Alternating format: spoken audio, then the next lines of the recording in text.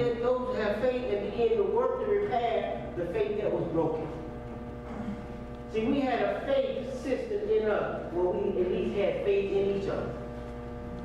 Now, we don't even have faith in each other to open up. And look, brothers, do you know there was not a city you could go in the United States of America and you didn't have a Muslim restaurant from us?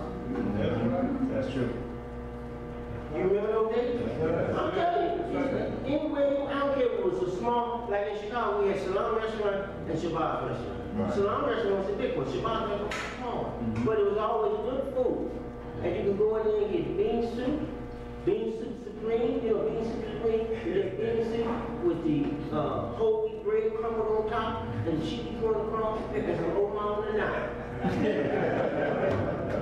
That was a survival kit for the circus. I know what you're talking about. You go in there and get that bean soup, and them sisters y'all would throw down. And that night having a sister's bowl of bean soup.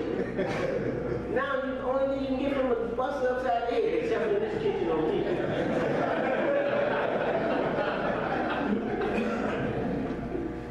Yeah, I'm glad y'all still keep the kitchen alive.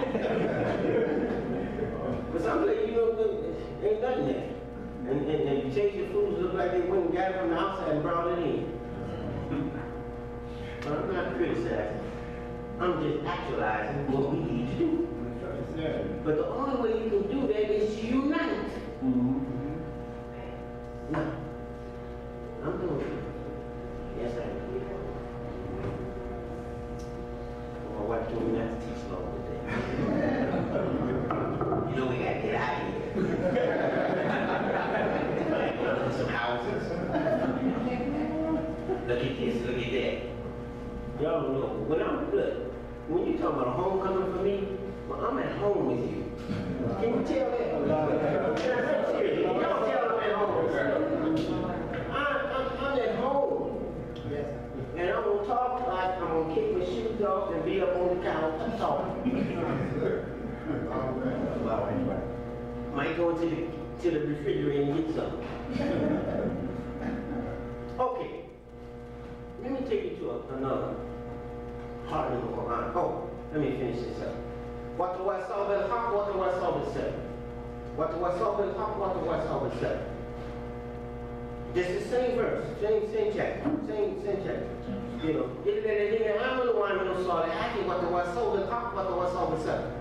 Watawasaw is in the Arabic language the fifth form of the Arabic verb, which means the act is reciprocal. It goes back and forth. You understand? It's reciprocal. Reciprocity, that is. That whatever you do to me, I do to you. So watawasaw bil haqq. Those who engage with one another in truth. Yes. Watawasaw bil sabr. And those that engage with one another with the patience to let the truth do its job. Yes. See, sometimes you tell somebody the truth and you think that they're going to jump on. Okay, brother, that's the truth, I'm going to do it. No, the truth, your job, my job is to tell it. It knows what to do and it has a time schedule on how to do it. How many people you know, if you've been around, that you told about Islam 10 or 15 years ago and found out they accepted it 10 years after you told them? Yes. You ever heard of that? I have. Yes, sir. Right. I was in San Diego, California. One of my running buddies, we used to call him Big Danny Bill. Because he was big and he used to shake it like he said, shake it one time, Bill. He would just shake it. And I'm in California teaching at the last year. Brother come up to me slim and trim, you know, it's a long time since I seen you, brother. I said, yeah, it has been, because I meet so many people I know. You don't know me, do you? I said, you know from me? This is Bill. Bill who? Big Daddy Bill. Oh, man, I started hugging on him. Oh, we've been in battles together, burglaries and everything else. We was in a burglary one time, we couldn't get the door.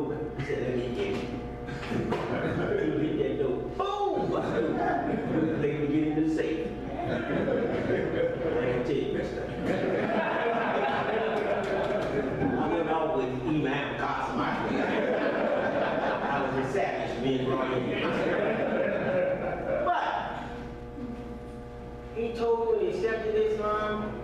had 6 girls.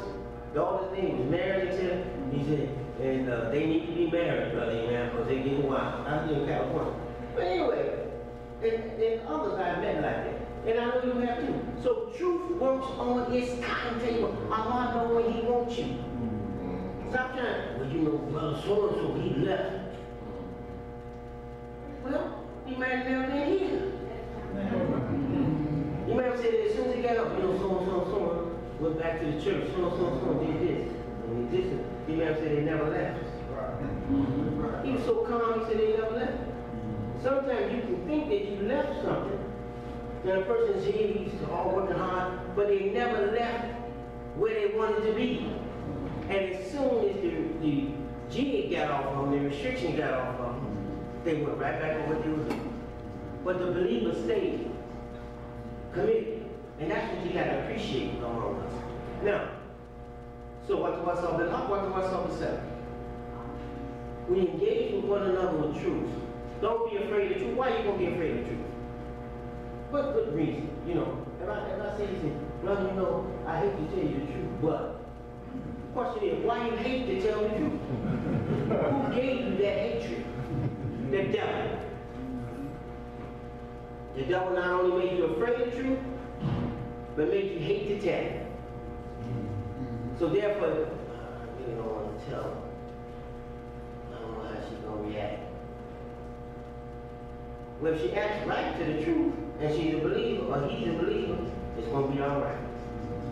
So stop being afraid of telling the truth. Now, not your perception of truth. What I mean by that, somebody think they know something and don't know nothing, and want to tell you something what they don't know, and convince you that it's right. But you know, I just want to let you know, it's dark outside. Dark. What kind of dark is it? No, dark. It's nighttime. See what time it is? It's 2 o'clock at night. Okay. Call the psychologist for you. But he's trying to convince you that it's dark outside and it's plainly light. In the Quran, I want to go back to the Quran and conclude. Allah subhanahu wa ta'ala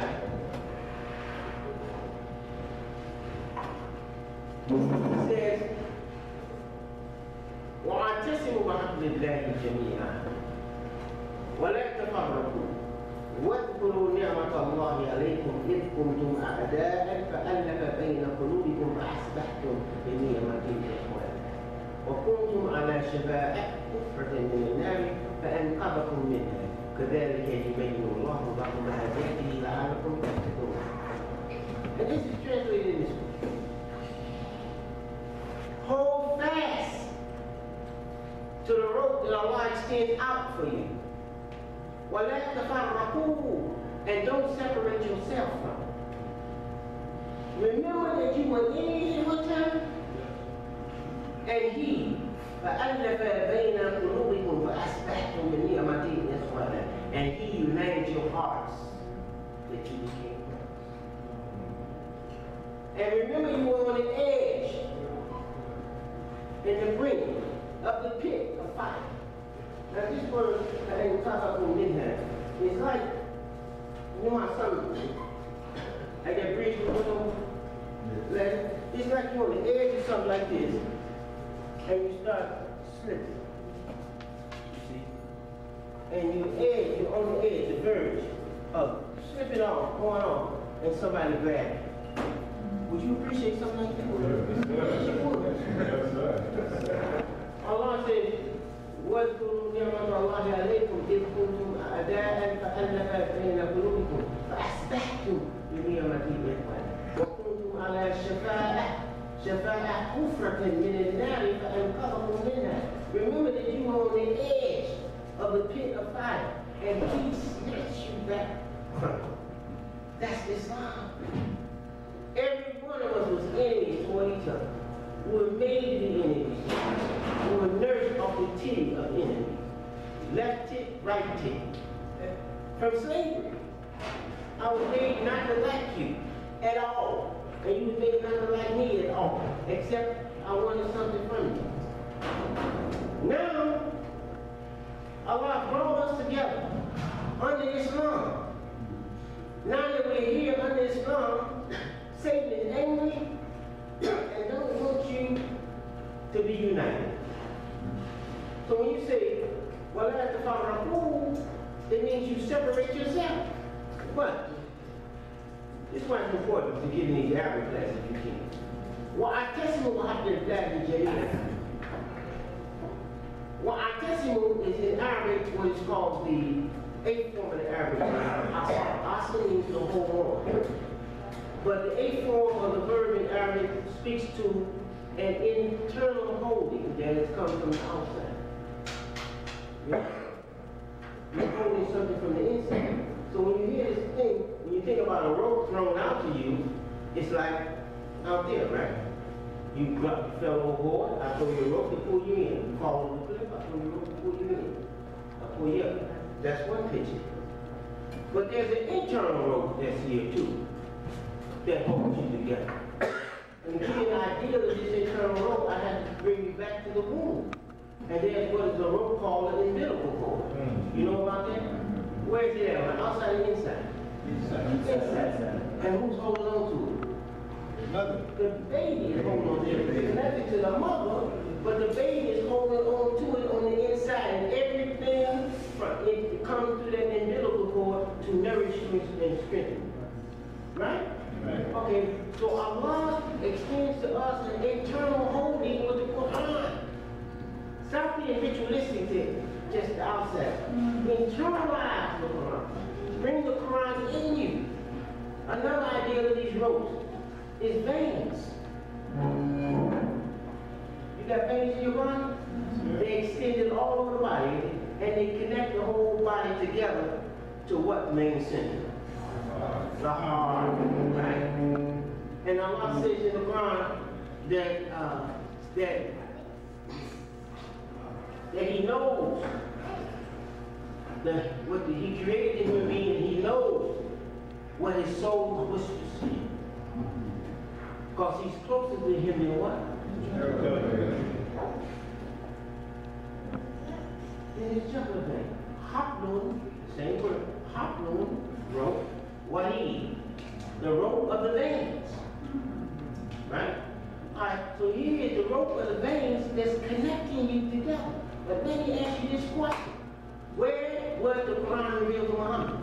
On his heart. On his heart. Not on his brain. But the brain is connected with the heart by the jugular veins. He's closer to you than these two connecting factors. But the Quran will reveal ala qulubika, upon your heart. So it was revealed on the heart of Muhammad the Prophet. And you are a follower of Muhammad the Prophet. Where do you think the Quran had to come to you at? At your heart. Huh? Your heart. It's the heart. We keep trying to get the Quran with a defective, broken up mind. I just can't get it. But you gotta get it in your heart first. And it's distributed to the brain. How can that be done? Allah gave it to Muhammad. The same God that gave it to Muhammad, do you think He might be able to get it just by chance? Do you think God might be able to give it to you? Is He the same God that doesn't sleep, that doesn't slumber, don't get old, ain't on Social Security, ain't on the dashboard? I'm talking about Allahu Akbar. I'm talking about God of the heavens and the earth, that space can't hold it. Darkness can't influence it. Light, you don't need to turn on the light to see. That's you and me. I'm talking about a real ideal of God that you must believe in if you're going to come out of this devastated mindset of lethargy, testing, lazy behavior. I just don't know what to do. We were progressing one time, now we're going back. The hell you are? You're on your way to the grave. You're going forward. If you don't realize that now, then just die where you are.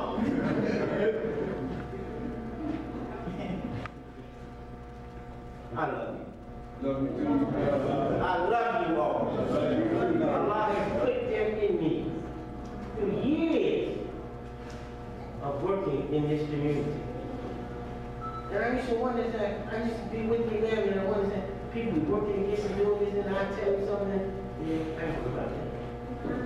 I said, but brother, man, he said, they can't hurt us. He said, how can you hurt where I'm going if you don't know where I'm going? He said, so what they're playing, they don't know, that's not what we're doing. And one time I told my how he was kind of high, this, high, that. He said, don't worry about that. That's what they get, I'm going to make it obsolete in a year. And he did. But we were so fascinated about this, painting, mining, we never come to call that obsolete in the end. Because he was taking us to the Quran. Just study. Go back, read. 75, all the way up.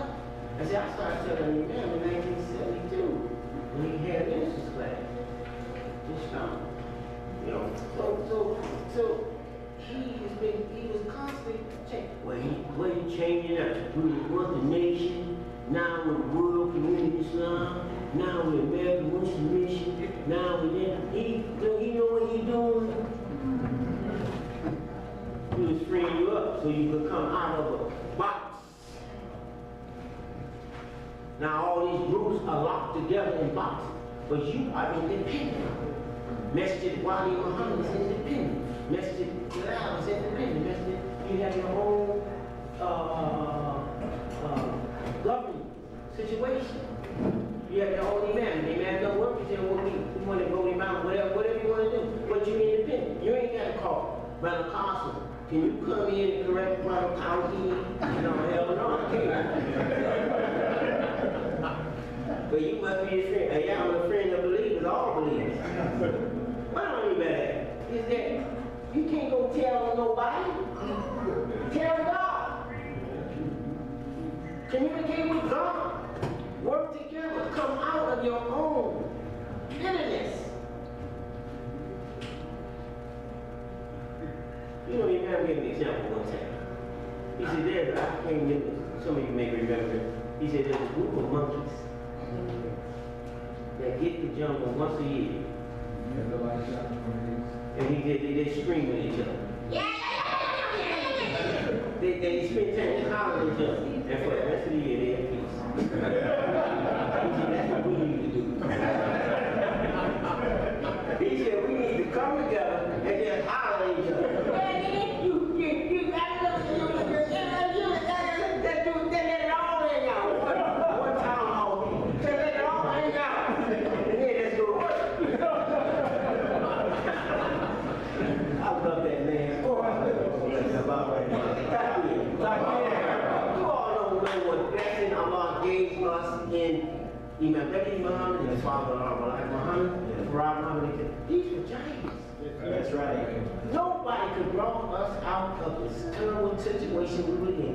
Nobody. Right today, they have no people that have done drug correction, alcohol correction, poverty correction better than what was called the Nation of Islam and the most honorable Elijah Muhammad. That's right. I was one of those victims. You were one of those victims. And I go around the world and talk this Quran. Just like I'm talking to you. I ain't picked up not one book to read now, because I'm reading off my soul. Allah gave this to me. You can't take it from me. Even if you blow my brains out, I'm going on. You just keep the flesh, do whatever you want with it. But me on this side, I'm going on. I pray Allah be able to sit with Muhammad the Prophet sallallahu alayhi wa sallam, Abu Bakr, Umar, Uthman, Bilal, Ali, Muhammad, the companions. Yes. I'm praying for that. So when I come in, you know, when we do our prayer, and in the final part of your prayer, you say, Assalamu alaikum ayyuhan nabiyyu wa rahmatullahi wa barakatuh. Assalamu alaikum ayyuhan salihin. That's when you meet with the prophet and you meet with the other believers. You're doing it, you're getting in the habit of it right now if you're praying. And you know, if you ain't learned that, then you need to learn that one, you need it. That's the last part of your prayer. At-tahiyyatu lillahi was-salawatu wat-tayyibatu. Assalamu alayka ayyuhan nabi. Learn it, because you're going to need that. Oh, you're going to need it when you get into paradise. Anybody not planning on going to paradise? Well, I'm flat. Nobody can. Well, you know, the hadith of Muhammad the Prophet is this. وَمِفْتَاحُ الْجَنَّةِ الصَّلَاةُ وَمِفْتَاحُ الصَّلَاةِ الدُّخُولُ. That the key to the paradise is salat. And the key to salat is purity. So, the key to paradise is salat. Now, what do you pray with? I'm asking you, what do you pray with? What language do you pray with? But what part? Do you just pray with Arabic, or do you have to use what? Huh? The Quran. The Quran, you pray with the Quran. This is the easy question. You pray with the Quran. In other words, you can't pray with your poem you wrote last night. Oh God, this money we need for the next year. You know our needs. Help us, Lord. I've been good. Please bless me to make some money. You can't do that. You have to say, Bismillahirrahmanirrahim. Alhamdulillahi Rabbil Alameen. You got to say it like that, right? And then you go to another part of the Quran. So, that should tell us we should learn what? Learn the Quran. I'm not just talking about Arabic. Because you got the Muslims over there, they knew Arabic. I mean, not the Muslims. But the Arabs knew Arabic before the Quran came to them. You know that? And they were savages. They ran around the Kaaba butt stark naked. It was a worship act. Read the history. And they recited great poems. They were rappers. Just like you get rappers today. They were rappers. Money and everything, and they get paid for rapping. So the Quran came and I rapped all the raps. And unwrapped the raps. That's what Muhammad did. One great poet, I think his name was Habib. He was at the Kaaba and he saw some verses from Muhammad. Who did this? That's Muhammad. That's all that stuff. He just put it up there. He went and found Prophet Muhammad and gave him shahada. He said, this is not work. So brothers and sisters, we're going to conclude on that.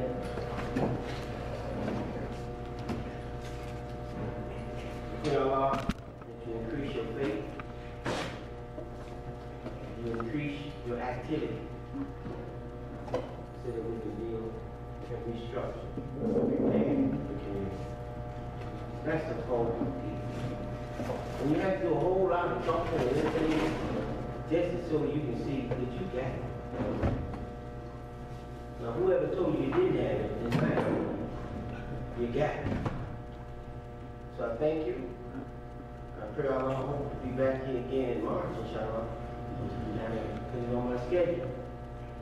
Brother Nadim, I'll come out here and see you. Brother Abdullah, you still here? Yeah? Yes, sir. Brother Abdullah. I talked with the imam over there, imam 60, right?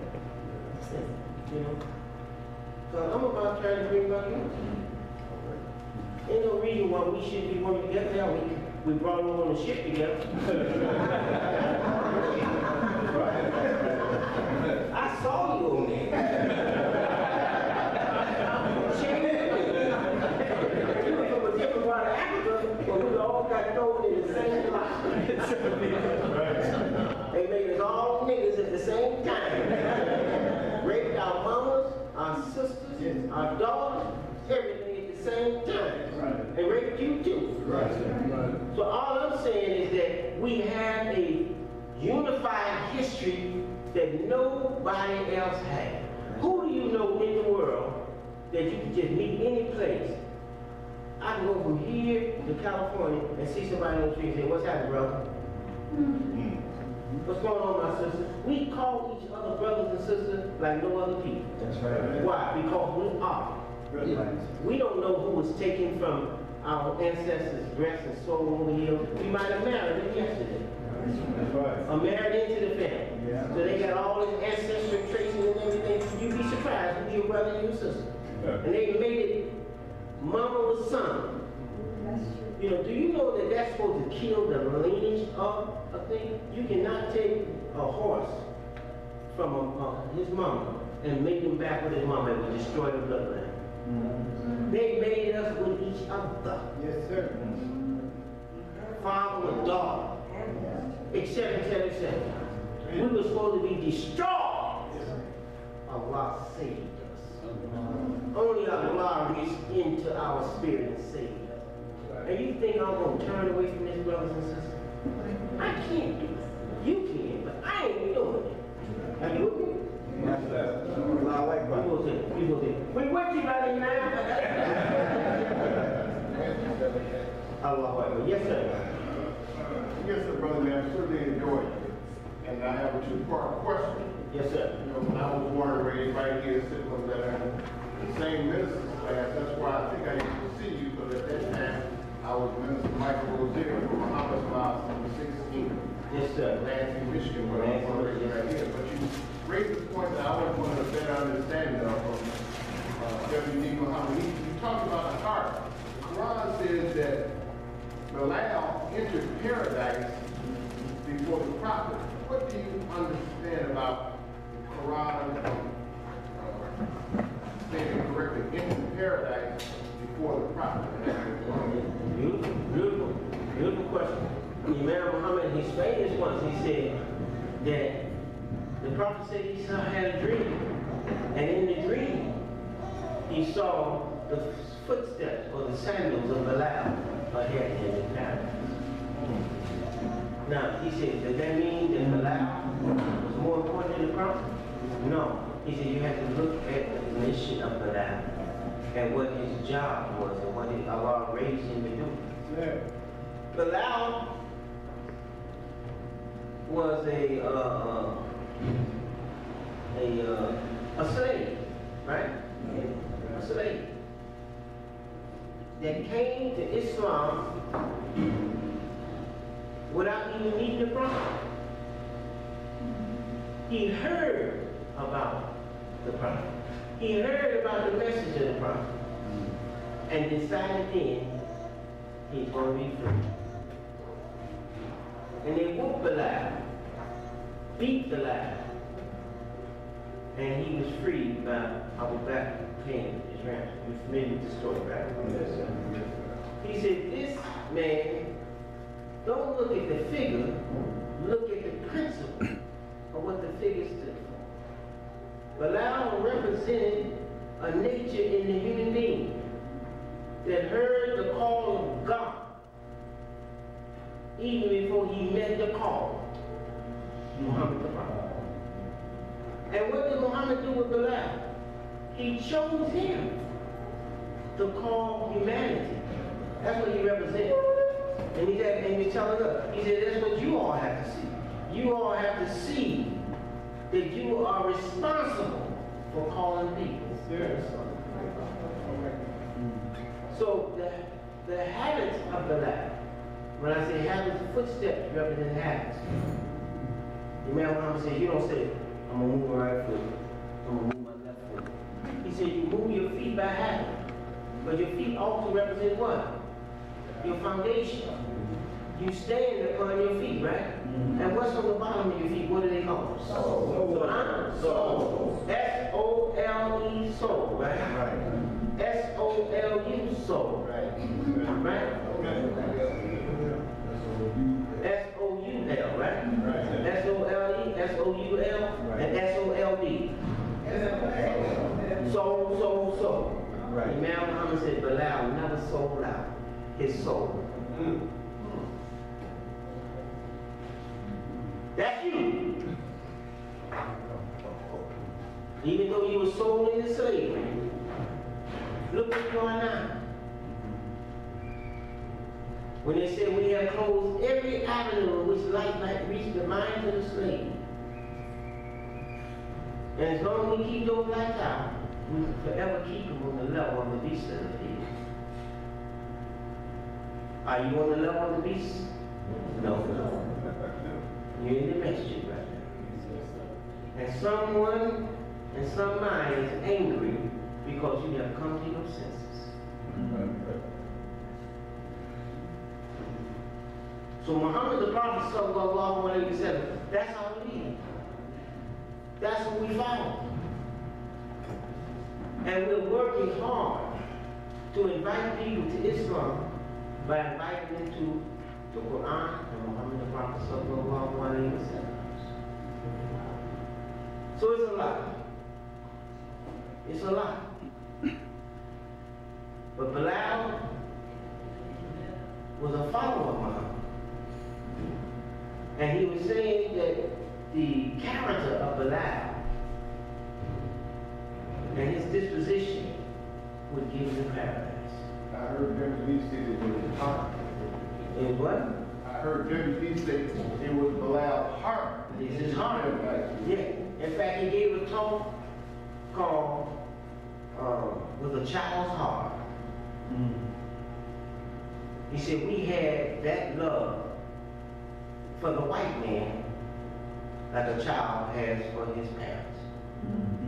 You know how you can whoop your child and still come back and love you? He said the white man will whoop us so much, we still come back and love him more and more. He said we had a child's heart. The innocence of that heart you find in the Bible. You see, because you will only come into heaven with what? A pure heart. It's biblical. See, you have to connect language too. You can only come into heaven with a pure heart. And I just quoted to you the hadith where the prophet said that the key to the paradise is prayer. And the key to prayer is purity, tahara. And Allah said, وَلَا يَنْسَسْهُ إِلَّا مُتَطَهِّرُونَ, that none can touch the Quran except for those who are pure. So I conclude on that, brothers and sisters. Your heart is pure. You have a child's heart. You love God. And they're trying to turn your heart away. With all these other foolishness out there. What is healthy and strong is your heart. That's why I tell people all the time, you learn the Quran by heart. You memorize it. And the reason why you have no problem with memorizing is because your brain is getting so fragmented and busted up, you got to find out where the pieces are. Because that's Humpty Dumpty. You remember Humpty? Yeah. I remember I seeing a sign on the back of the car saying Humpty Dumpty was pushed. Push. I never looked at it. But we was always taught that Humpty Dumpty fell over, Humpty Dumpty had a great fall. But he was pushed.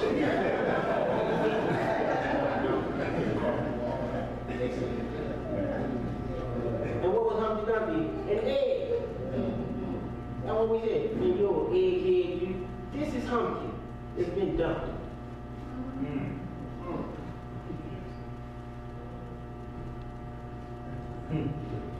You know, you dealt with a lot of these nursery rhymes and things. Because that's what locked them up. He said mythology and different things like that. That's why he said, I want to do a school on scriptural interpretation. You know, that will analyze scripture and mythology.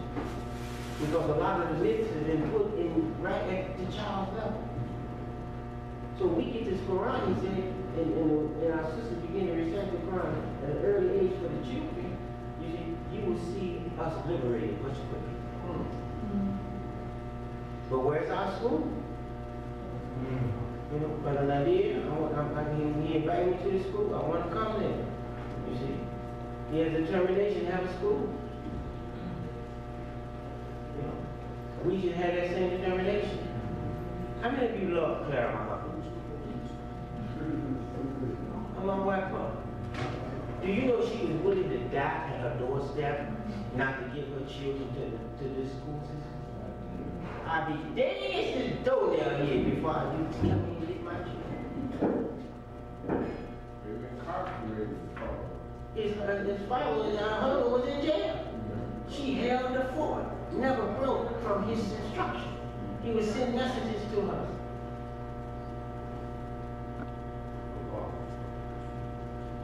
That big. I'm on white mom. That big. I'm on white mom. That big. I'm on white mom. The wife of the Honorable Ali Muhammad stayed loyal to him in the face of the devil. Ready to die.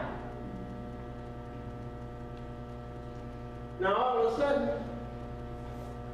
the Claremont school system don't mean that much no more. Sisters and brothers, we should have the same determination to have a Claremont school in every city and make the necessary sacrifice to make it work. So those who have come up, Sister told me earlier, she got grew up right now. Brothers, I met the young adults in Pennsylvania. They grew up here. And we came up under some difficult times when it wasn't popular to be Muslim at all. So sisters would get their headpieces snatched off. And those that did it got good looks. And other things. I can't tell you about all that. I'm looking at the statute of limitations.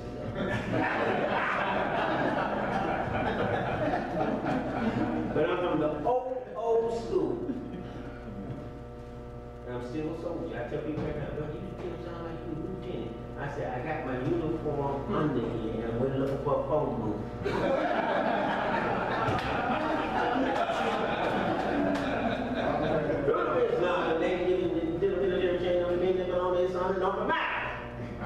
Yes, sir. They ain't never leaving me. I love you. Still love you. Love you. And may Allah bless you. Thank you. And let me make this. I'm glad my wife is here. She's going to tell me. You don't really be advertising your CDs. You be talking. I said, look, when I talk, I'm advertising. And they don't want to come in and find that, look. Allah's putting it in me so much now that if you want to help, good. If you don't, it's fine. He's already promised me paradise. He's already promised me here and there. So I'm just trying to help. We got 3 fathers left. Black seed left. You almost all of them. I want to help you physically. What? Oh, you better get it. Yeah. How much you use? What? How do you use it? Well, let me tell you about the black seed. And I'm going to bring the brochure with me. But what is it online if you go to the site? DiamondandHerb.com. You go there, they got 100 and some years. They're waking up to it now. They're in the health food soap and everything. But this is the raw kind. What I take a teaspoon in the morning and a teaspoon at night. You know, and you can take it straight, like Carlo or Cashmore, remember those days? Or you can take it with, I take a lemon, you know, and look, mother asked me today, can he put it in his eye? I said, no. I said, but my wife said I got my eye red. It looked like I was, you know, the pink eye. So I went to Walgreens and asked them if they have an eye drop that you can put in there. She thought, no, you're going to have to go to the doctor and do something about that. I said, okay, thank you. So I went and got my black seed oil. I bought one. I said, do you have a black patch? I took that black seed oil and rubbed it on the outside. Put my patch on for a little while because the sunlight bothered me, you know. Then, the next day I did it. The third day it was gone. It was gone. And see, I had a pain. You know how you get the flu and stuff, and the pain started coming from? That was gone too. Earache, toothache, knee-ache, backache. I remember the prophet said, I can say it. He said, the black seed oil, or the black seed is a cure for everything except death. Now, I asked you this question, was the prophet alive? No. Huh? No, he wasn't. Now, just because you don't believe in it, don't mean it ain't true. But we are the ones who establish the bean pattern. You know what the bean pattern is? Nobody knew about a bean pad until Elijah told them, right? Now there's jokes about it on TV programs and things like that. But who they related to? Bean soup. We made it famous. We made fish famous in the country. That's right. Now all the Chinese, Mexican, everybody got a fish stove except you. No, I'm saying. That's right. We had one in there, but we had one time in Houston, they had 35 fish stores. In Atlanta, they had about 40 something. We had fish on every Chicago. You know, we just said, forget it.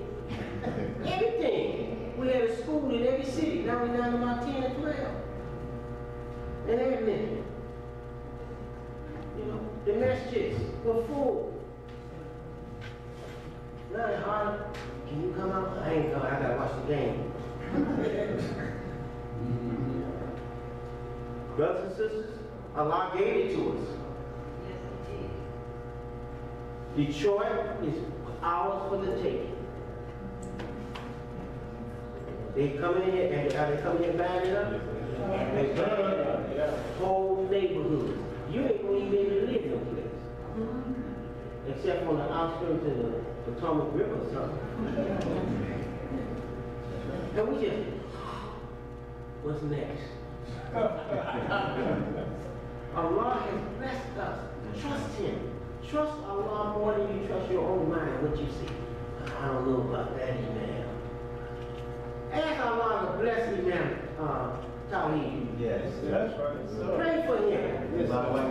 He's making a sacrifice coming back. I told him, I said, well, it ain't gonna be hard for you to be working a job and stuff like that, and operating the message part-time, remote control and shit. He said, I'm working toward getting there full-time with him now. I understand this. I understand his position. And then you got people who want to criticize this and criticize that. Work with his sincerity. Work with his love. He's paid his dues and many other things. Stop fighting each other. You know, every time I come to Detroit, I go and see Abdullah. I ain't never broke down. He may be over the Muslim community, said, you still my brother, man. That's right. Now, he is still my brother. Allah has put us in different places. That's right. You know, so I embrace all the imams around the country. I work with Sarah Nahar. The man called me, he said, I want to get Sarah Nahar done. I can go to Sarah said, anytime you come to New York, please come and teach. I got immigrant mosques. Do I teach in a lot of immigrant mosques? My wife and Jamie. They call me up, and sometimes I get tired, I don't want to go there. Seriously. I got love them. It responds. Ain't like, yo, Allah chose you. Y-O-U for this. And me. That's what I told you. I said, look, they invited me out to do a lecture one time in Houston years ago. The role of the indigenous Muslims in the wilderness, North America, not wilderness, North America. I said, the role of the indigenous Muslim in America is to lead all Muslims here. That's my role. Know what you're going to say. I said, but where else can you show me that the indigenous Muslim didn't lead? In Africa, Asia, I said, even Arabia was indigenous Muslims. In Indonesia, it was indigenous Muslims who stood Islam. You can't introduce it, but they did. So what do you expect us to do anything less? We were selected by God. Now you gonna challenge that? And they agreed. Nobody knows the Christian fabric more than us. Our relatives Right. Friends of Christians. We know their habits, their ins and outs, and etc. So now that we have the Quran and can learn the Quran, and this is the #1 program, why don't we pick it up? We should be begging Imam Tawheed, brother, we need more Arabic classes. And he's going to say, we need you to attend them regularly. Don't come out right here. I know, when he was telling me about that, I said, believe me, I know. But you got to charge. Oh, I'll tell you what W.D. told me. My friend, W.D. Muhammad, he told me when I was in Dallas, he said, Con, the way you teach Arabic, you should charge. He said, then you appreciate it more. That's what he told me. He said, well, they will appreciate it. And then he said, they're going to appreciate it so much, they're going to demand that you be there because they want to get their money's worth out of you. That's what my friend W.D. told me in Dallas in 1982. We sit down. So when I started charging everything, he charged and she don't charge. I'm just doing what he told me to do. So when you get my class, you got to pay. Because I know when you finish it, you going to know something. I guarantee results more than your money back. Don't I tell me that? I mean, guaranteed. I was teaching one time, I said, I teach Arabic, I got techniques so good, I can teach a nincompoop Arabic. One sister came to me in Miami. She said, brother, yeah, she worked at a mental hospital. She said, brother, remember, I've set it up where you can come in and speak to patients there. I said, the mental hospital? She said, yes. Well, I was listening to you when you were saying that you teach everything you can get a nincompoop. And I think if you can get them to Arabic, it would help a lot of their minds. Yeah. I said, sister, I was just being a little exaggerated. I'm sure it helped, but I ain't got time to go in there. They got a whole lot of other problems.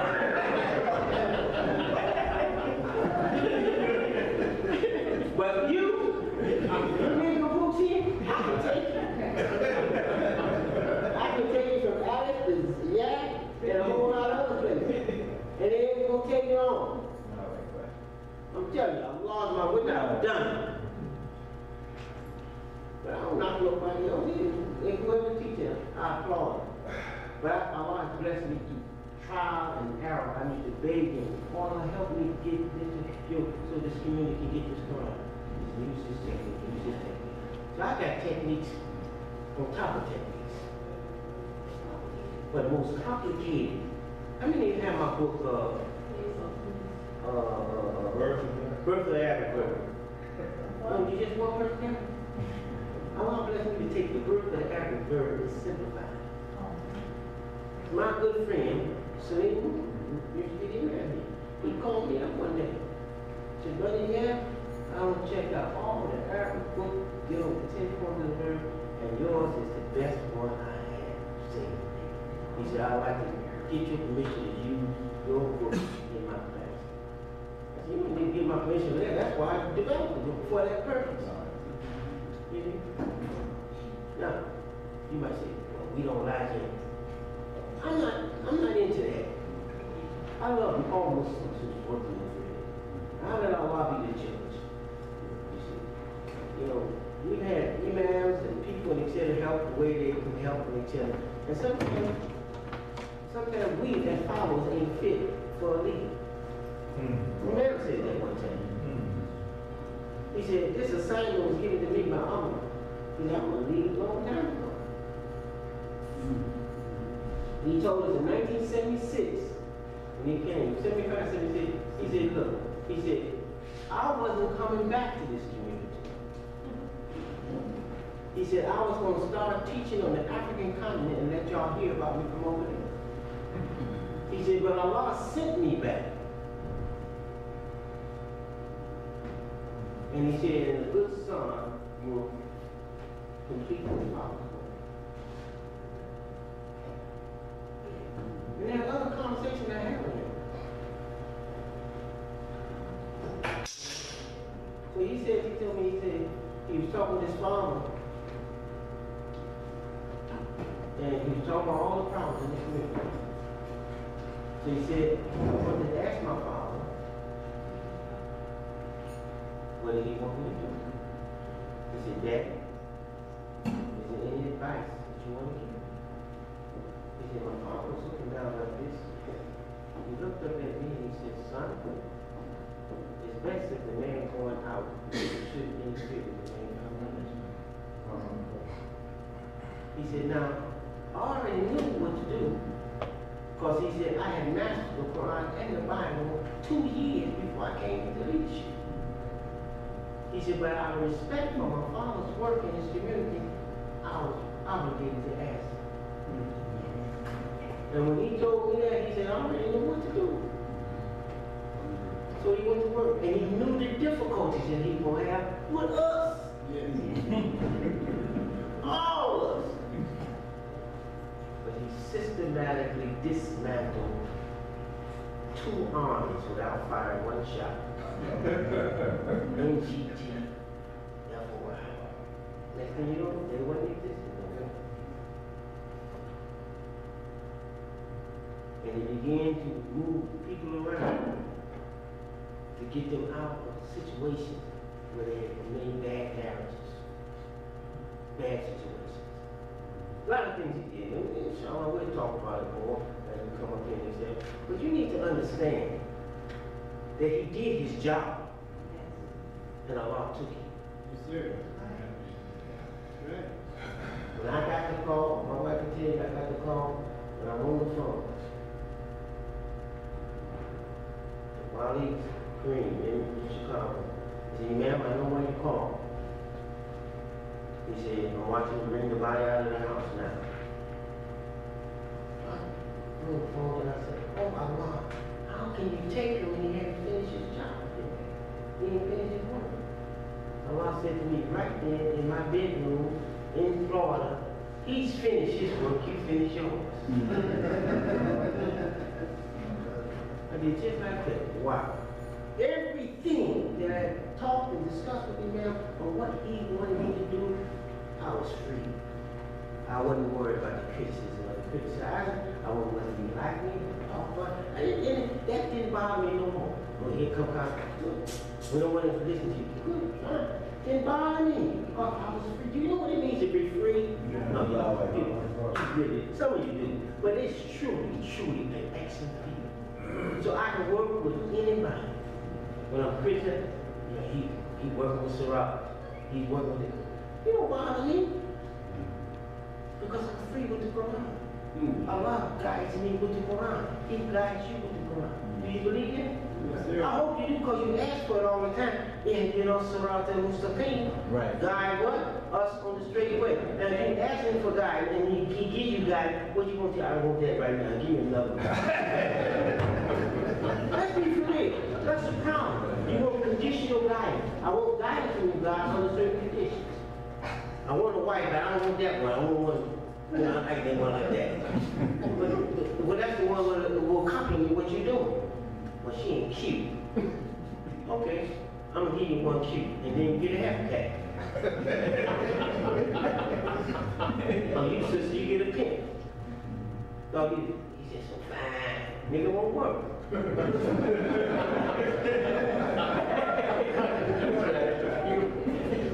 Don't you trust Allah? All right, then trust Him. All the way, in everything. That's taqwa. Trust Him in everything. Trust Him in the business that we want to do, amen? You know, Allah can bring us back. If he let Farad Muhammad come here in 1930 and recruit 25,000 people, what do you think he's going to do with you when you got this much Quran? That's when you ain't saying the original man is a black man. They come You ain't saying that. You're saying, La ilaha illallah Muhammadur Rasulullah. You got a powerful statement, and we're afraid to take it out there and tell the people. Remember, I was giving a talk one time in Chicago. He said, all you have to do, I was thinking now on West Side now, is go out of here and just tell them there is no God but Allah and Muhammad is his messenger. That's it. So I had a Dawah team on the West Side. We went to the church. First church I went to, about 13 of us sitting in the gym. We have visitors today. Is there anyone who would like to say anything?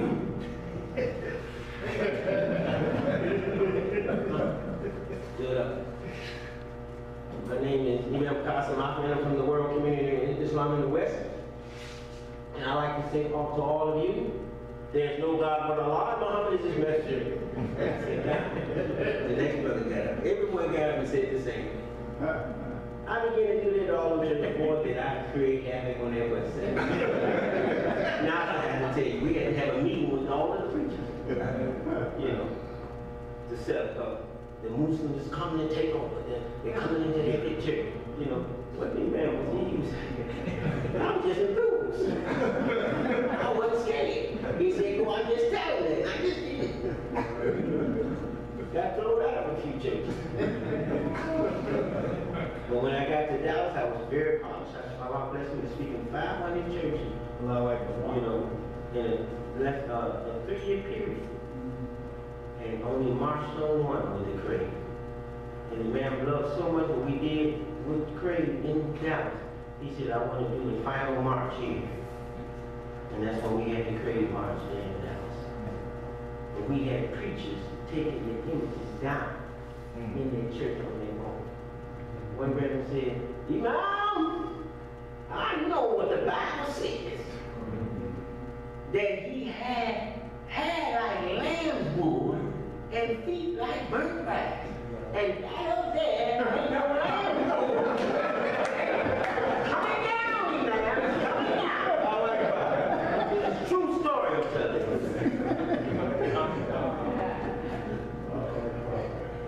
So when people talk about Imam Muhammad's dawah, he promoted La ilaha illallah with Craig, Coalition for the Removal of All Images that Attempt to Portray Divine.